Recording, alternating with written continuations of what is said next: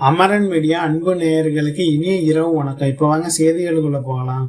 America மற்றும் France நாடுகளுக்கு சென்றுவிட்டு மாண்புமிகு முதல் துணை பிரதமர் மற்றும் உள்துறை அமைச்சர் அவர்கள் தாயகம் திரும்பியுள்ளதாக தெரிவிக்கப்பட்டுள்ளது. மேலும் அமெரிக்கா மற்றும் பிரான்ஸ் குடியரசிற்கு அதிகாரப்பூர்வ விஜயம் மேற்கொண்ட பின்னர் மாண்புமிகு முதல் துணை பிரதமர் மற்றும் உள்துறை அமைச்சர் அவர்கள் மற்றும் அவருடன் வந்த குழுவுடன் இன்றைய தினம் குவைத் திரும்பியுள்ளதாக தெரிவிக்கப்பட்டுள்ளது.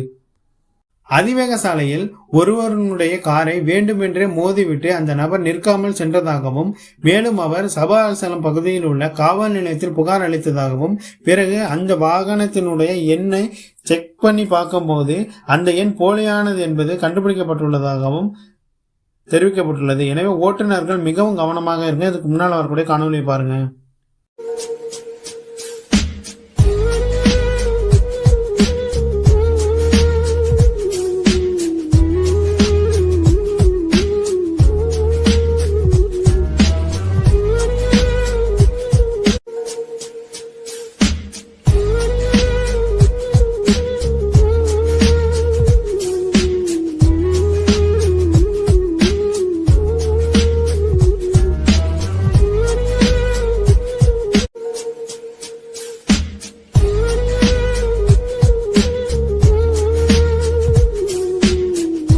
டிக்டாக் செயலியை பயன்படுத்துபவர்களுக்கான மிக மிக முக்கியமான தகவல்.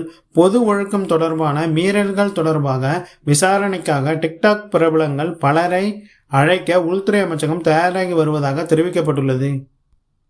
வேகா பகுதியில் உள்ள சாலை பராமரிப்பு பணிகள் நிறைவடையும் தருவாயில் உள்ளதாக தெரிவிக்கப்பட்டுள்ளது. மேலும் நாடு முழுவதும் சாலை நெட்வொர்க்குகளின் விரிவான பராமரிப்புக்கான புதிய ஒப்பந்தங்களை அமைச்சகம் செயல்படுத்தி வருவதாகவும், உட்கட்டமைப்பின் நிலைத்தன்மை மற்றும் போக்குவரத்து பாதுகாப்பை மேம்படுத்த தொழில்நுட்ப தரநிலைகள் மற்றும் சரியான நேரத்தில் முடித்தல் ஆகியவற்றை வலியுறுத்துவதாகவும் பொதுப்பணி அமைச்சர் அவர்கள் தெரிவித்துள்ளார்.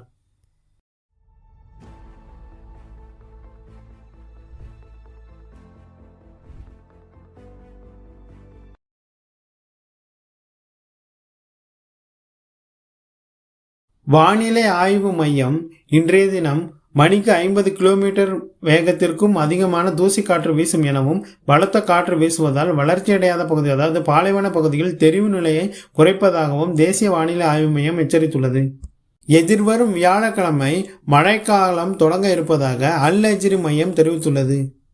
கழிவு மேலாண்மை மற்றும் பொது சுகாதாரத்தை மேம்படுத்த குவைத் புதிய துப்புரவு ஒப்பந்தங்களை துரிதப்படுத்துவதாக தெரிவிக்கப்பட்டுள்ளது. மேலும் நகராட்சி கழிவு மேலாண்மை மற்றும் பொது சுகாதார விதிமுறைகளுடன் முயற்சிகளை ஒருங்கிணைக்க நகராட்சி மன்றத்தின் சுற்றுச்சூழல் விவகார குழுவின் அழைப்புகளை தொடர்ந்து கழிவு மேலாண்மை மற்றும் பொது சுகாதாரத்தை மேம்படுத்துவதற்காக புதிய துப்புரவு ஒப்பந்தங்களை வெளியிடுவதை நகராட்சி சுற்றுச்சூழல் ஆணையம் விரைவுபடுத்துகிறது.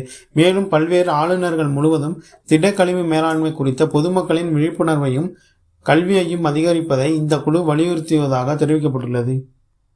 குவைத்தில் அக்டோபர் 30 புதிய ஓடுபாதை மற்றும் கட்டுப்பாட்டு கோபுரம் திறக்கப்பட உள்ளதாக தெரிவிக்கப்பட்டுள்ளது. மேலும் குவைத் சர்வதேச விமான நிலையத்தில் பல முக்கிய திட்டங்களை திறப்பதாக சிவில் விமான போக்குவரத்து இயக்குநரகம் அதாவது DGCA அறிவித்துள்ளது. அக்டோபர் 30 விமான நிலையத்தில் 3வது ஓடுபாதை மற்றும் புதிய விமான போக்குவரத்து கட்டுப்பாட்டு கோபுரத்தை அதாவது கண்ட்ரோல் டவர் திறப்பதற்கு இயக்குநரகம் தற்போது தயாராகி வருவதாக DGCAவின் திட்டமிடல் மற்றும் திட்டங்களுக்கான துணை இயக்குனர் அவர்கள் தெரிவித்துள்ளார்.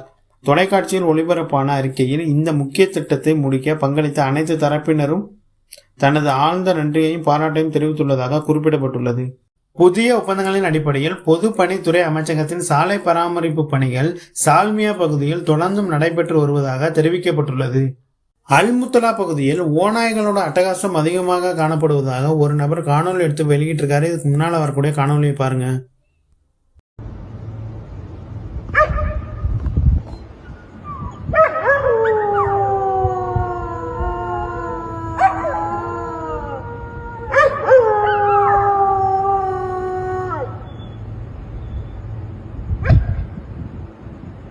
கடைசி வரைக்கும் பார்த்தவங்க அனைவருக்குமே மிக்க நன்றி. மீண்டும் உங்களை அடுத்த வீடியோவில் சந்திக்கிறேன். நன்றி, வணக்கம்.